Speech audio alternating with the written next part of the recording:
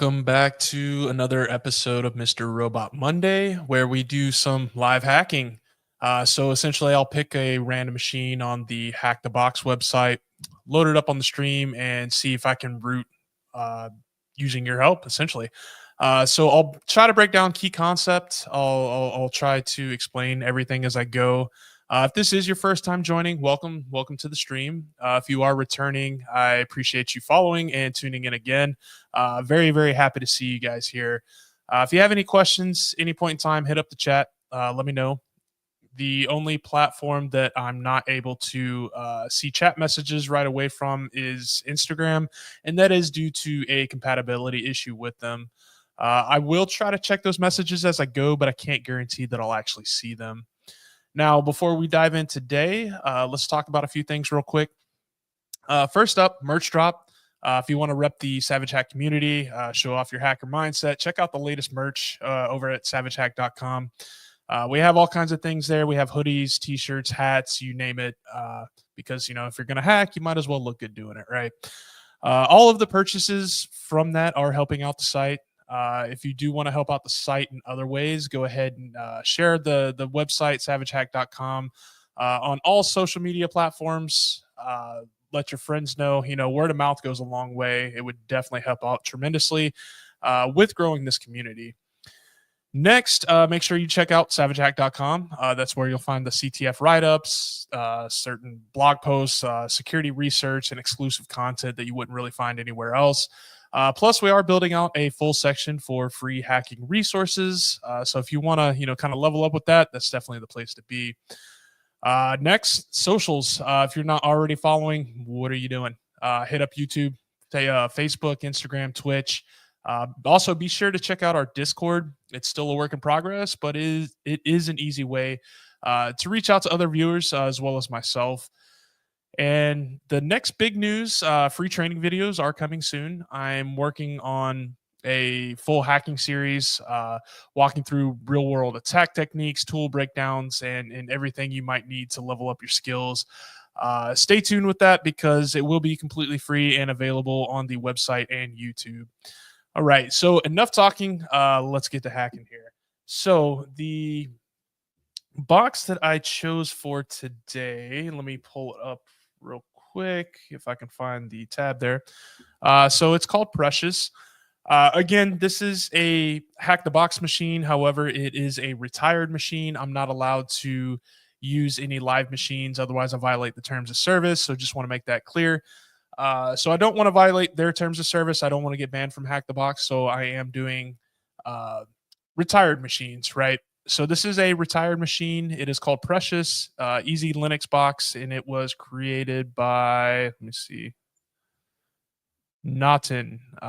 Don't know who that is, but I guess they made a great box. So we'll see how well they did. Might give them props afterwards. So I went ahead and connected to the VPN here. One moment. Let me get all of my tabs correct. TTY, hey, thanks for joining, man. I appreciate you being here again.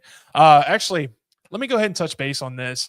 The one that I did last week, you guys were totally right. I could have used the same payload for that reverse shell within that file. However, because I removed that file and it was owned by root, the fact that I ended up putting in my own file there to read off of, that's why. Had I just done echo and then echoed the command in there, it would have worked perfectly, right? But yeah, that's kind of where I messed up. And I know it was either yourself or Guy that was telling me, hey, I think the other one was owned by root, it needs to be owned by root. 100% correct. That was my bad. My little hacker brain kind of got to me, and I ended up going in right after that live stream, after I ate some food finally. Ended up going in, figuring out what I did wrong there. But yeah, that was kind of funny. But I appreciate you being here again, man. It's good to see you. So I went ahead and I started up, got connected to the VPN. I'm grabbing the IP address here for the machine, and we'll go ahead and dive into this. So first things first, I am going to do a port scan, see what ports are open. Actually, I'll just do a basic port scan, and I will output that into Oops, not zero. I need, there we go. Nmap.txt, nmap. Come on, man. Great way to start out a Monday. But yeah. I appreciate that, man. I was struggling there. Wasn't firing on all four cylinders. Oh man. Oh, thank you. Uh there we go. Maybe I need to do these on like a Tuesday or something, man. Monday always kind of, I don't know. It's kind of weird, but yeah, I appreciate that. Cool. Let me actually share the machine. Where is that tab? There it is. I keep losing everything there. There we go. So this is the machine that I'm doing. It's called Precious. This is what it looks like. This is our IP address that we're leveraging there, and it was created by Naughton. All right, man. Cool. Alrighty, so I see port 22 and port 80 open. So they do have SSH, and it looks like an HTTP server running. Let's do a little bit further enumeration here on both of those. Oh no. Uh-oh, something just, my light just went out. Oh no, why did it go out? That's crazy. So I just bought some new tools for this stream, and apparently I'm having technical difficulties with it.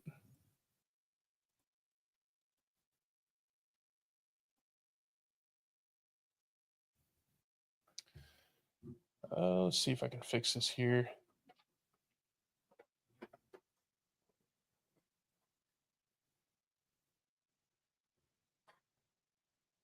Man, that's crazy.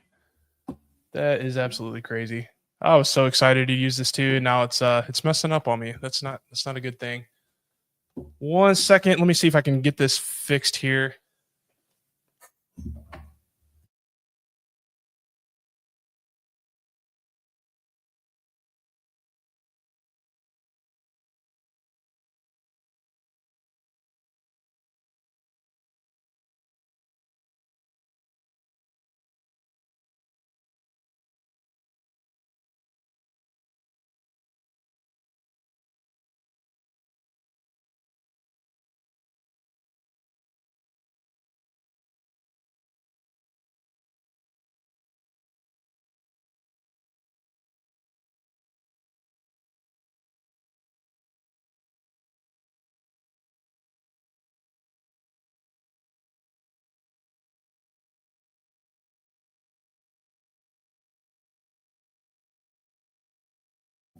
All right. Sorry about that. I'm back. Let's see if this works now. Having some technical difficulties. We'll figure this out though. There we go. And we're back on. Sorry about that. Anyway, it looks like we didn't miss much. It's still scanning. Oh no, I didn't hit enter. Whatever, man.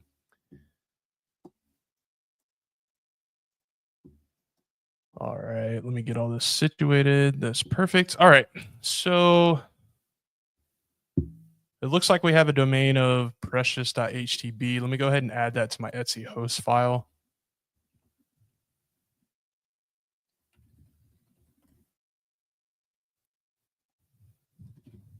Oops.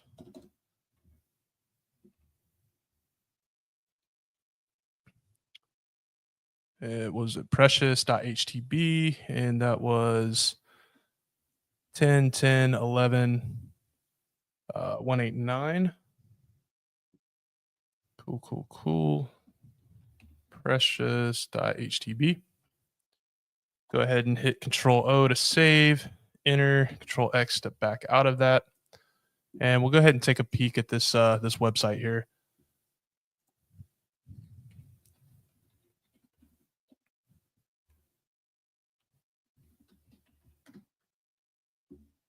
Oh, looks like I was running Burp Suite recently. Let me turn that Foxy proxy off and try that again. There we go. All right. So convert web page to PDF.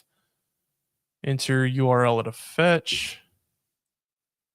Should provide a valid URL. Let me check out the page source here. Not a whole lot. Okay. So my first thought was with this is since I'm providing a URL, let me see if I can just, reach out to myself, right? So let's set up a netcat listener. Actually, our Python server. What am I doing? Simple server. Python 3, tech m. There we go. We'll do port 80. No, I have something running. We'll do 8,000. That's fine. So let's do HTTP 10, 10, 16, 17 on port 8,000. And I'll do a test.txt because I know I have that there. Let's see if we can hit it. Okay, so it does reach out. It actually downloads the file and it turned it into a PDF file and it named it something random. I don't know how it names it that. That's kind of weird. So it's going through some kind of algorithm or some kind of randomization to create the name for it. And it is within a PDF. So I'm wondering if we might be able to leverage some kind of payload within a PDF document. But if it's just storing it there, it renames it. So I can't leverage like a PHP reverse shell or anything because it's going to put it into a PDF and it's going to rename it anyway. It's tricky, but it is reaching out to us, so that's a good sign. I wonder if there's something we can leverage from that. So what does this do? Do I even have any PDF files? Let me download a random PDF file. So we'll do file type PDF. Oops, I don't need images. What am I doing?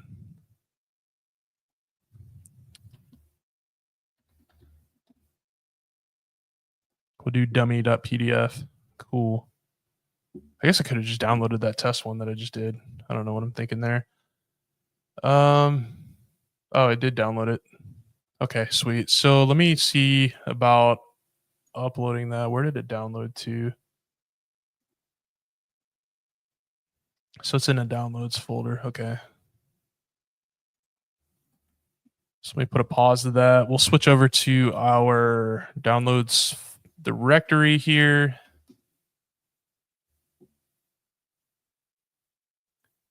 And this is what it's called here. Okay. So we'll go ahead and start that Python server again on port 8000. And I want to see what it actually does. Convert web page to PDF. So I guess it'll do any kind of. Okay, I just kind of answered my own question there just from reading. That was kind of dumb. So it converts web page to PDF. So any kind of document, it's just going to convert into a PDF.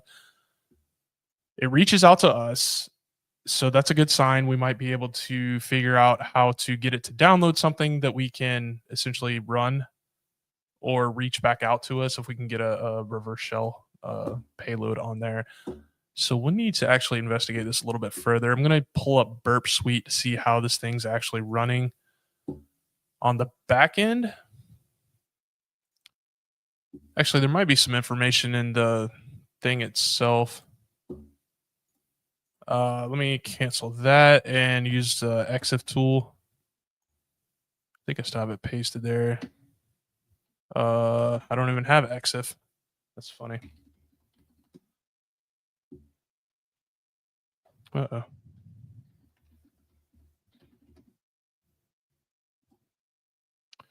May have a clue about what could be vulnerable. What are you thinking, man? Why is this not working? I can't even type in my own password. Did I change my own password? What is going on? Oh, might help if I don't have caps.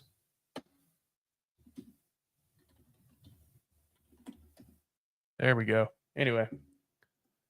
So yeah, what do you think the vulnerability is here? Because I have seen some and I've done some where I upload PDFs, but since this converts to a PDF, I'm wondering if we can just put in a payload. I don't know. SSRF. Oh, maybe actually. You might be right with that. Let me see. Corrupt data. The data provided does not follow specification. Exit floater. Okay, so maybe there's no information here. Mm. Okay, yeah, let me open up Burp Suite real quick.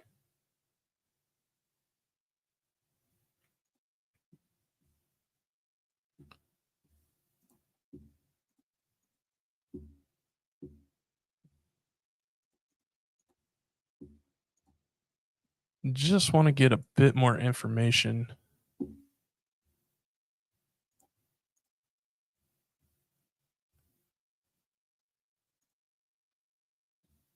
And again, if this is your first time here, welcome. If you are returning, I definitely appreciate you guys being here. All right, so let me go ahead and start up proxy here. I'm just going to turn on intercept. We will use burp. And if you're not familiar with burp, it's a great tool for web app pen testing. It has many tools on it.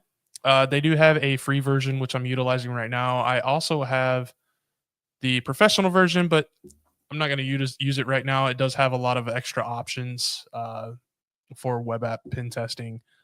A lot of cool tools on it too, like encoders, decoders, all kinds of stuff, man. It's a really good tool. But the main thing I'm using it for right now is to intercept any kind of traffic. It kind of acts as a proxy, right? So I send a web request. It's going to go through Burp first, and it's going to capture it so that I can edit it in any kind of way that I may need to before sending it off to the server. So go ahead and hit submit, and we'll see what this request looks like. So as you can see down here, it does have the URL that we input, right? Let me intercept the response to this request as well. But it basically has information, right? So it's sending a post request over to this host, which is precious.htb. User agent. So what kind of browser I'm essentially using. All of this stuff can be edited.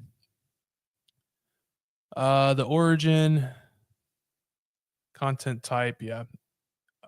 Not a whole lot of information right there, but I do kind of want to see how this web app here is interacting with us. So let me go ahead and forward the request. I did capture the response to it. So we have that 200. Okay. Let's see. Powered by Fusion Passenger. I don't know what that is. Might have to look into that because that might actually give us more information.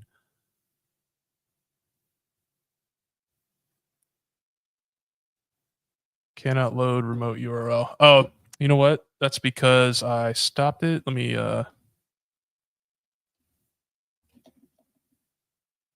create that server again, yeah. And then let me go ahead and resubmit that request. And we'll check it out here. So let me go ahead and forward so we can redo it. There we go. All right, let me capture that request again. Actually, I'm just going to send this a repeater so I don't have to keep doing that over and over. And we'll go ahead and send as is. We'll see what that response is.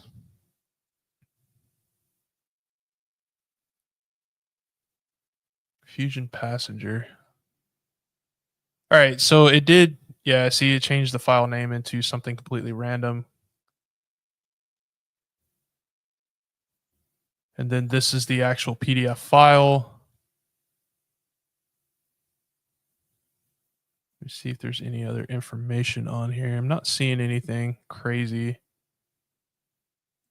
Generated by PDF Kit. That might be something to look into as well. Let me make a note of this as well as that fade. What was it? I forgot what it was called. I'll scroll back up and find out real quick. Fusion Passenger. I don't think I've ever heard of that. I don't know what that is. It could be something. It looks like it's related to Nginx. Fusion Passenger, huh? So let me go ahead and I'm going to Google these to see if there's any kind of known exploits.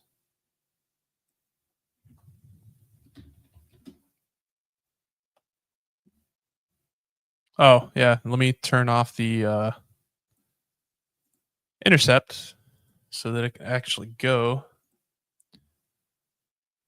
Command injection and PDF kit command injection, and this is 0.86. So that's 0.872,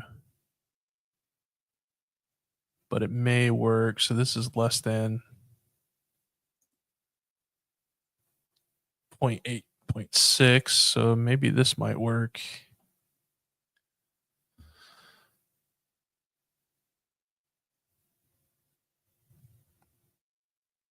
Well, let's check out this script here.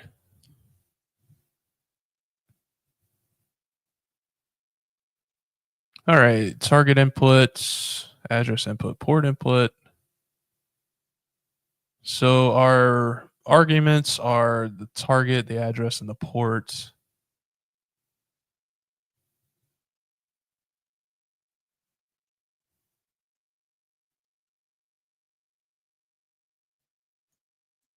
So this is the payload that it's inputting. HTTP name equals %20, and then we have an actual payload for a reverse shell here. Okay. I'm gonna check out some other things here.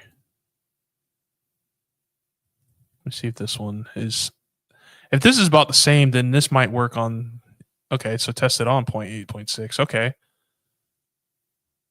And this is probably the same exact thing that we just saw. Let me see what their payload uses.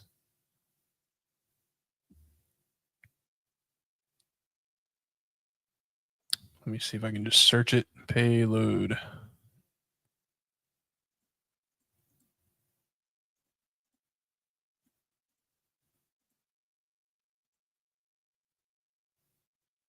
Okay, so %20 and then command.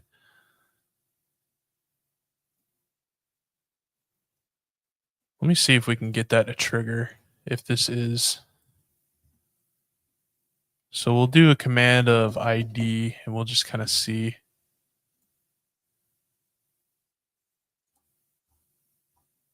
No, nothing there. %20. That's weird. What is %20 URL encoded?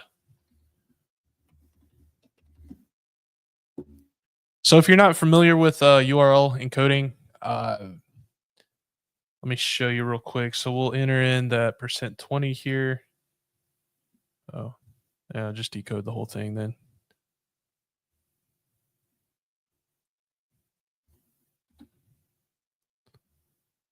Why is this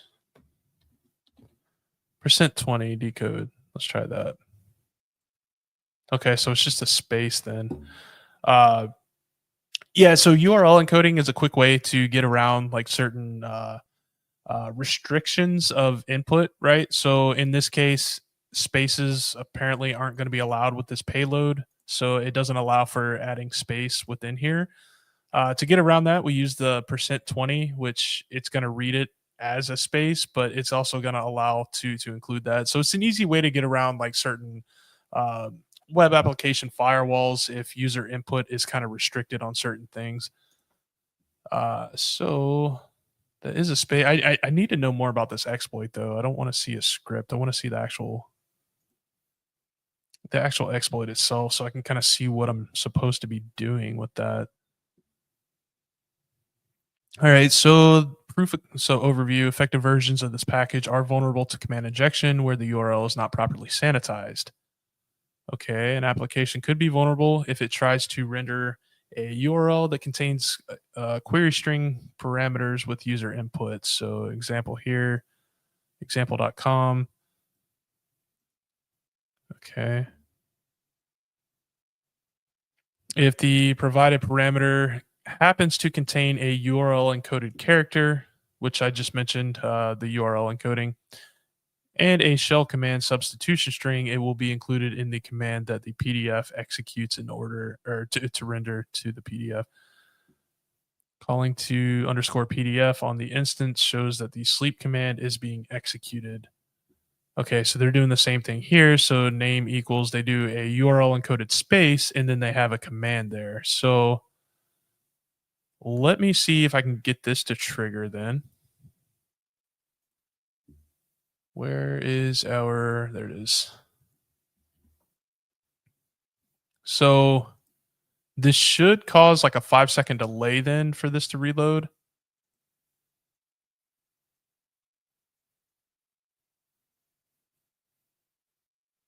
Which it looks like it's doing something. It's taking a little while.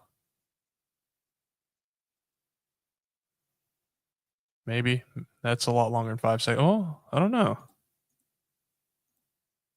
I don't know. Let me. Do they have anything else?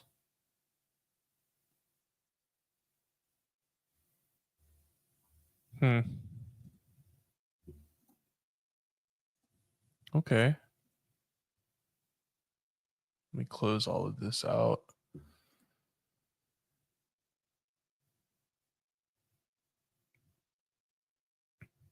Okay, so we might be able to.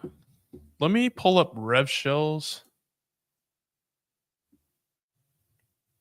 Oh, goodness, man. This freaking thing. Maybe replace the sleep command to ID. Yeah, yeah. Actually, that's great. That's a great idea. Let me do that. Let's see what it outputs here.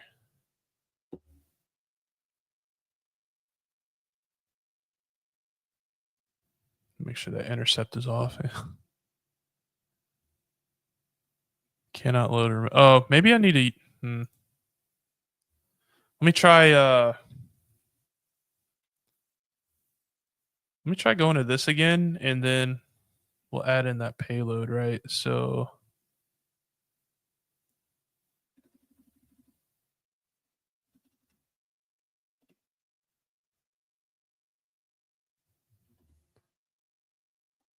that way it has something to hit, right? There we go. Oh, sweet. But this is. Oh, wow. So it does work. Yeah. Good call, bro. Good call.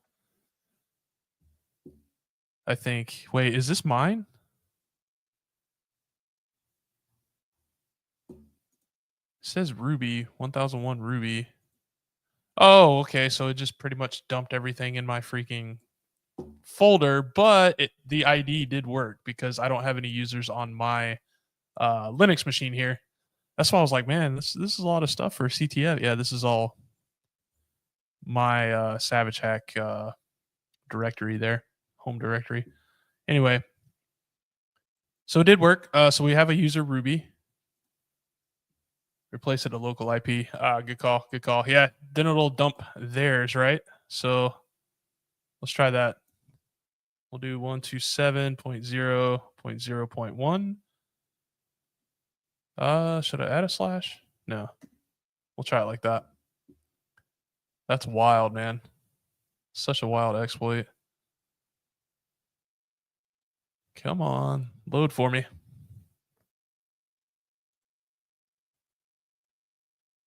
How did I do it last time?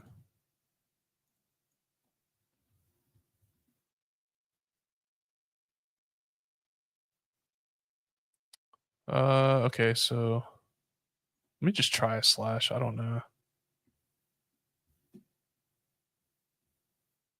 Maybe I should specify a port for 80.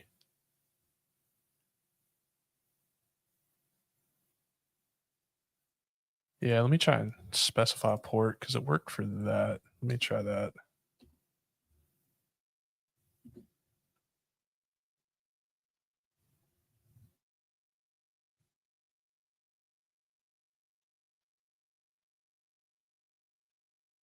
Nope. All right, so it's not going to work like that, but we do have remote code execution because it worked for the server that I was set up here. So let me go back to that. Actually, I got it pulled up here anyway. So we have a name, Ruby. So now let me try to add in, let's try and get a reverse shell here, right? So let me add in a reverse shell payload. We'll do 4444 just because Metasploit, why not? Yeah, that's wild, man. That's crazy. Alrighty, we will need this again, but I'll need to change out the this for a rev shell payload. Let me pull up rev shells. I thought I just had it pulled up. There it is right there. I guess we can do bash. Just grab that one. Oh, I need to change my IP address. I was doing this on a different CTF. I was actually doing some of the proving grounds from OffSec 16, 17. I wish I could do those here too. They have some really, really good ones, but it violates their terms of service, so I'm not allowed to use those either. All right, let's see if this works. Okay, that did not work. What am I missing here? Okay, so it says Ruby, so I'm wondering if that's the server. No, it's 1001 though, so I feel like that would be a name, but I was kind of wondering if that's a service. So if that were the case, we would need Ruby reverse shell. Let me pull up rev shells again. Let's see, Ruby. Yeah, we can use that. Copy that, paste that, and let's see if that works. Okay, we got something. Okay, sweet. We got a foothold. Yeah, so I just assumed it was Ruby running, right? Like, why else would there be a name Ruby? I don't know. Sometimes, and I learned this with OSCP too. If the first one, the first reverse shell that you try doesn't work, keep playing. Keep trying some of the others. Recommend going down the list sometimes because if you don't know what services are running, you won't necessarily know which payload to use, right? So that's why revshells.com has it's an amazing resource. It has all of the different types of reverse shells you can think of in all kinds of languages and services there. Uh, really, really clutch, especially for OSCP. So make a note of that. Definitely use it, right? Anyway, all right. So we are in. Let me grab a script to strengthen the shell to go to TTY. There we go. So we are Ruby at Precious. Now let me see if I can get the we'll cat out home. Or not, I didn't mean to cat it out. I meant to list home. So we have 2 users there, Henry and Ruby. We will home/Ruby. Let's see what's on Ruby's desktop there. Might help if I do ls instead of LA. We'll do ls. Home Ruby. So they don't have the flag. Let me look at was it Henry?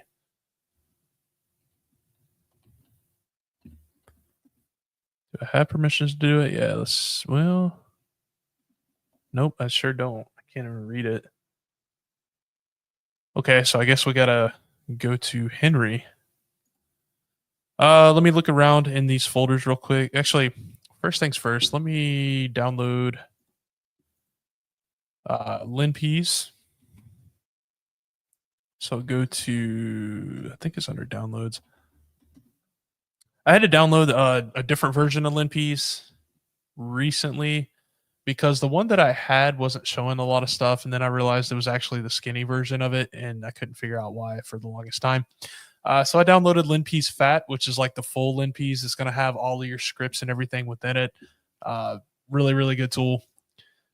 So yeah, I was actually missing quite a bit of things when I was doing those CTFs for OffSec. because of that, right? Like I would run that skinny version of linpeas, and it just wouldn't have all of the scripts that I needed. So I was missing information, had to do extra steps, but now I have that, and it's awesome. So we'll do Python server again on port 8000, and I will use wget. Actually, can I save here? Let me go to temp folder. All right, we'll do wget http 10.10.16.17 port 8000, and I will add in linpeas fat.sh. Go ahead and download that. It's a little bit of a bigger file, 15 megs.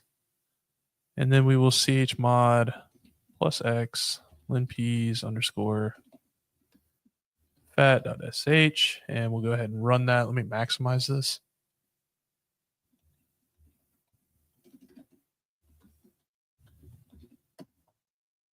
All right, we'll let that run. See if it can find some stuff for us. If you ever do this and you're trying to be stealthy, don't use this. This just runs back-to-back scripts for enumeration. You will get caught immediately. So if you're trying to be stealthy in like a pen test or something like that, definitely avoid using this, or at least know how this is going to leave a footprint. Which in some of the training that I have coming up, I'll be demonstrating a lot of these tools and the footprint that they leave. Uh, so that you can see just exactly how like the blue team is going to see those things occurring. All right, I thought I saw a bunch of yellow and red. Let me scroll back up. Nope, maybe I was mistaken. Nope, I'm just seeing yellow. That's all it was. Okay. So if you see a red text with like yellow around it, that's like 99%. I think the privest there, 95% privest vector. So if it looks like that, that's kind of what you're looking for. Anything in red, you're going to try to take a look at. A lot of this stuff will remain the same. So the more you use it, the more you kind of see like what you're looking at. The more you can kind of parse through all of this. But see, it runs all kind of scripts. So like the skinny version didn't run the Linux exploit suggester. This is another script. Kind of acts just like linpeas, but it also provides CVEs, known CVEs that it might be vulnerable to. And it also gives you, probable. Someone will say likely, highly, highly likely, less probable. So far, I'm not seeing anything crazy.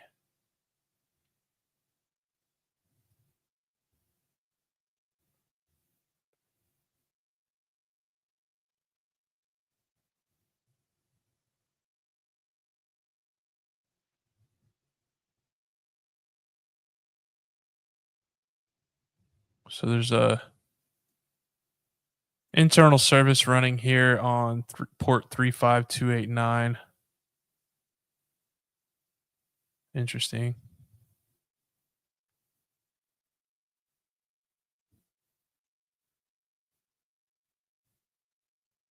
All right. Yep. We already knew that there's a user Henry. That's who we're trying to get to get that flag.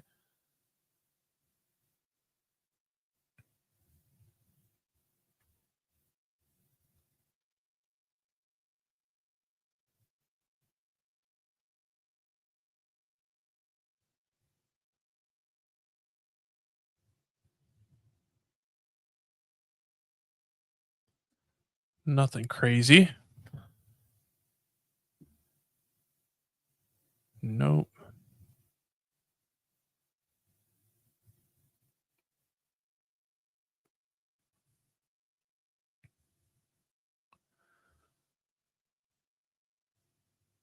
Bundle. That's something different. Might check that out.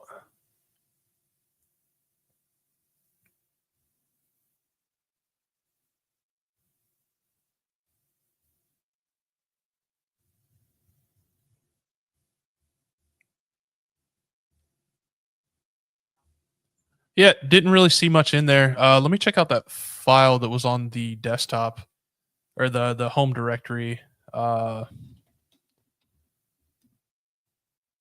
I think it was on Henry's. No, I can't cat that, right? Yeah, permission denied, so I can't even get the user flag. So it must have been on Ruby's home directory then. Oops. Uh,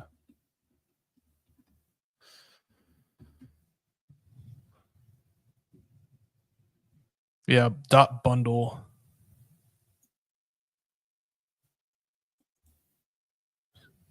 So we are able to execute and read. So what is, let's is that a folder? Yeah, it's a folder. So cd dot bundle. There's a config in there.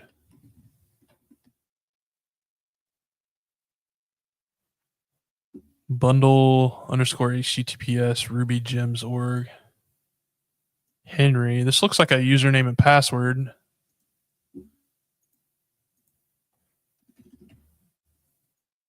I don't know what this dot bundle. I don't know what bundle HTTPS is. The Ruby gems. I guess it has something to do with Ruby gems. But it looks like it stored a username and password. So let's see if we can log in as Henry.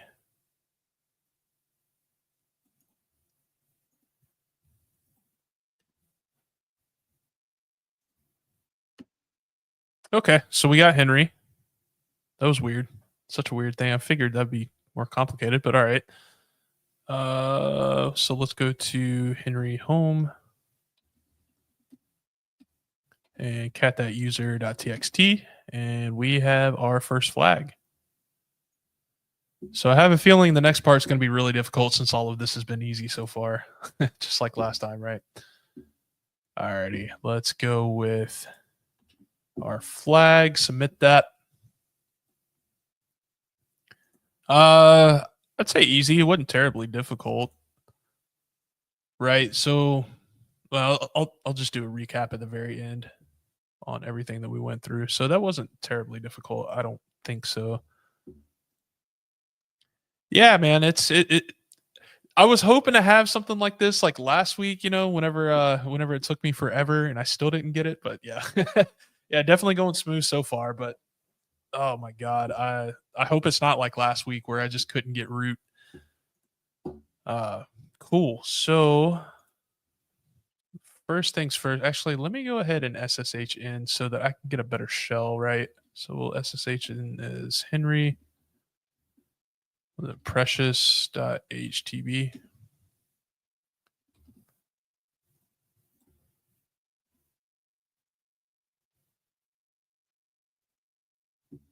Did I not copy? Oh, that's right. I'm copying in the flag there instead of his password. Let's copy that password. There we go. So now we got a little bit of a stronger shell. We have that persistence, so I don't need to re-exploit for any kind of reason. All right. The first thing I always do is sudo-l. Okay, so it looks like we can run sudo on update underscore dependencies.rb using Ruby. So that's a Ruby script. I'm starting to see a trend here. If you haven't already, everything on this machine is Ruby. Alrighty, let's see. So the first thing, let's cat out that opt update underscore dependencies.rb. Let's see what we're doing here. So compare installed dependencies with those specific or specified in dependencies.yml.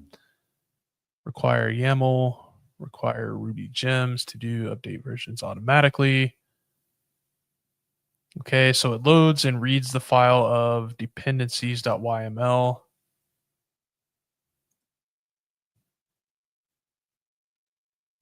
Okay, but there's no,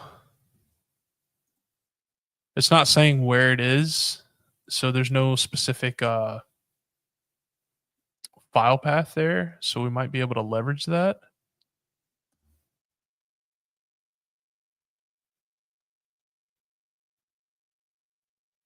Huh.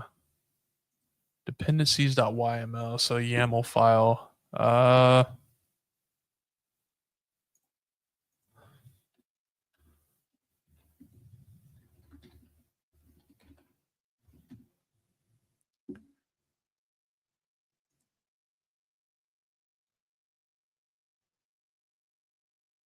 Universal RCE with Ruby YAML.load, right? That's what we were doing here. Yeah, YAML load.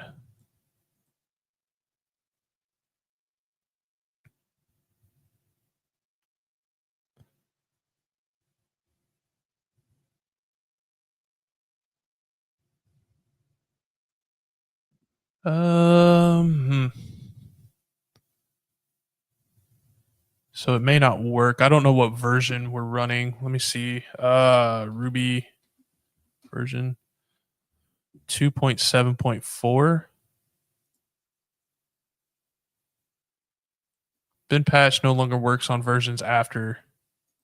So it may not work on this because it's 2.7.4. This is saying 2.7.2. Oh, found a new gadget chain that works on all Ruby versions. His write up is excellent. I highly recommend reviewing it. Okay, let me check that out.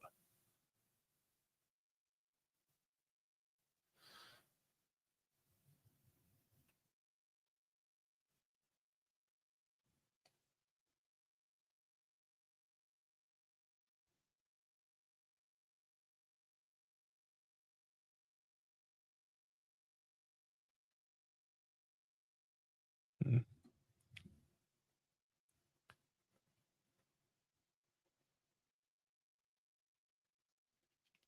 The new payload is pretty straightforward, easy to understand. The one interesting part is that the payload needs to include both gem installer and gem spec fetcher to ensure that the required classes are loaded by the autoloader. To accomplish this, they are added as Ruby objects at the start of the YAML payload.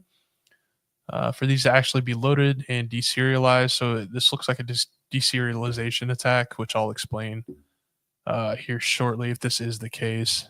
So they need to have data. These didn't matter, simply need to be loaded in YAML. The actual command to execute is in the get set entry. Get set.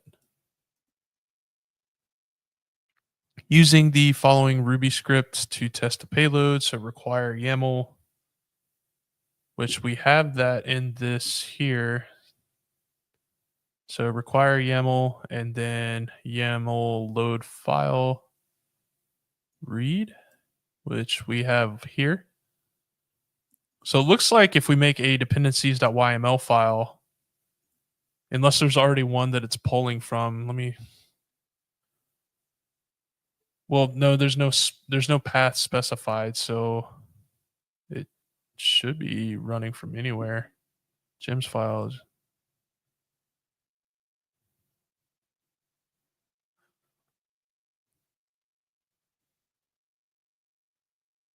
Yeah, so it looks like it's going to be searching for that uh, dependencies.yml file. So we can recreate one, possibly use this. Let me test it out. We'll do nano. Uh, what is it called? Dependencies.yml. Make sure I spell it correctly. And so they said that the get set is the actual payload. So get set ID. This should return the command ID, right? So we'll hit Control O to save, Control X to back out. So if I were to just type in ID, right, this is going to be that. But if I'm able to use sudo, so what was our command that we were allowed to run? It was, so we'll do sudo user bin Ruby and then opt update underscore dependencies.rb. So hypothetically, in theory, if I run this, it's going to run as sudo and it's going to output the command uh, as if I were typing this command as root, right? So it's going to say UID is going to be 0, everything's going to be 0, it's going to say root if this works. So we'll test that out. Okay, yep, it did. It did. So as you can see there, it ran the command as root, right? So we have that uh, command execution there for running as root. So we can leverage that. Uh, trying to think of the best way, just have it call out to us, right? So we can do another payload. I'll do nv lp. We'll do 4444 again. Where is my rev shells? That's what I'm looking for.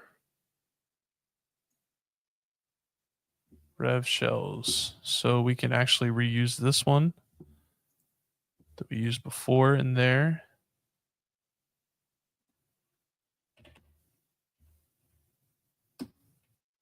And so we'll just change out that get set, which apparently is the payload. So deserialization attacks. What's going on here? Deserialization. I kind of want to use an analogy for this, which I've heard previously was building a Lego house, right? So imagine you have all of these pieces of Legos in plastic bags, right? And you got those from a well, hold on, let me kind of rewind, let me kind of rethink through this. So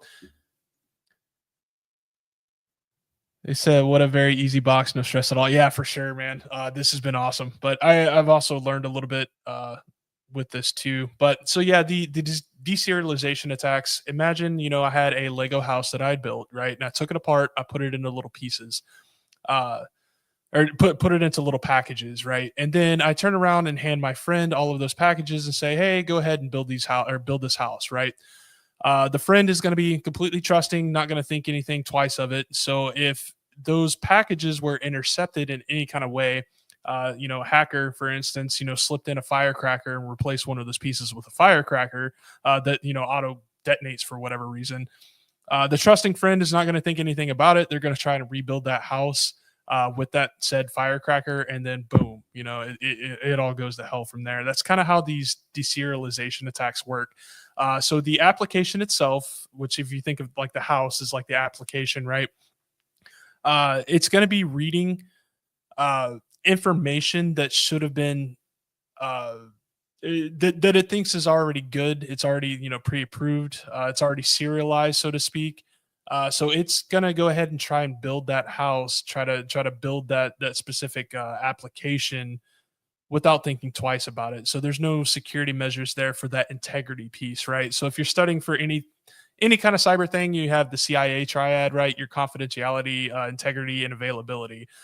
So right now we're messing with that integrity because it's not checking to make sure that the last time that data was accessed that it's trying to pull, it's not checking to make sure that it's uh, still the same as what it was, right? So we leverage things in the cyber world such as like hashes, right? Hashes will tell you, hey, if this file has been changed, you're going to have a different hash because it's ran through an algorithm, outputs that hash. It's going to be different for any kind of modifications. Same thing with like passwords, for instance, too, right? That's one of the reasons why we use hashes for those too. Um, so yeah, that's exactly what we're doing here. We're editing what that program is expecting to read, and this program is expecting all of this to be uh, the data that's already been cleared, right? So it's just super trusting, and it shouldn't be because there's no protections in place there. But all right, so let me see if this will work. So we'll edit that get set with our reverse shell. Let me go ahead and save that. And in theory, if I run this, we should have a reverse shell here as root, as root. Okay, we got a connection. Now let me see, who am I? Boom, we got it. We got it. So this one's so much easier this time. Let me go to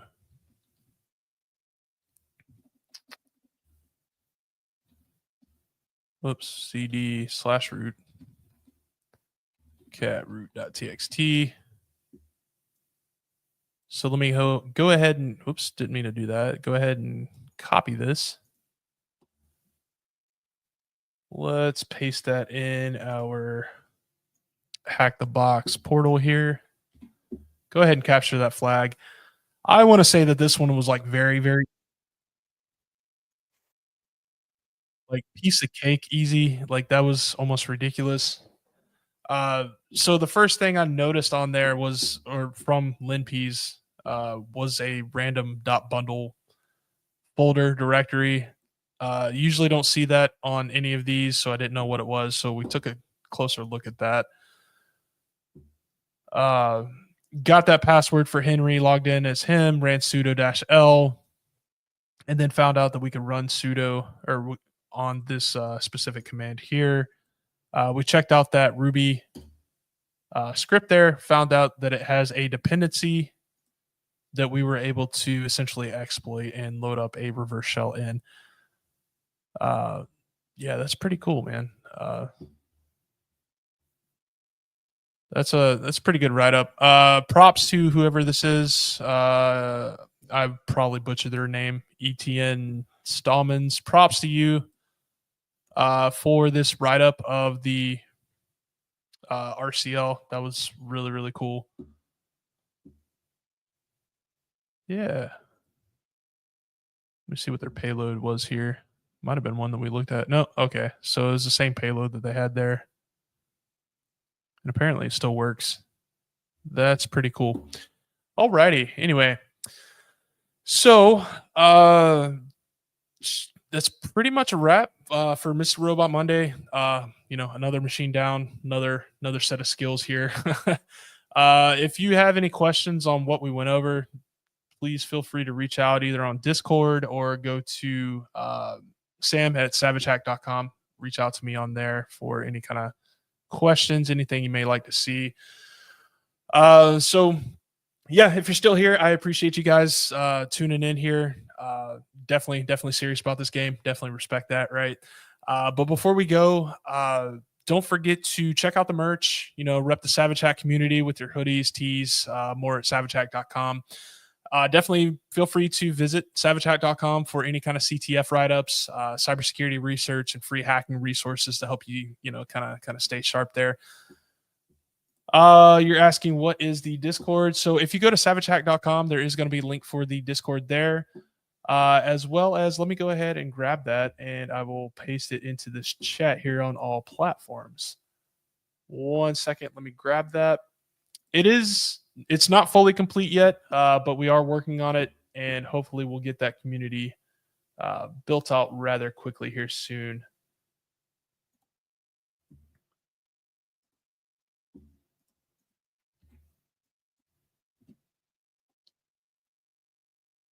If I can get this to copy. Come on now. There we go. All right. So I just put it out there in all of the platforms, so you should be seeing it within the chat.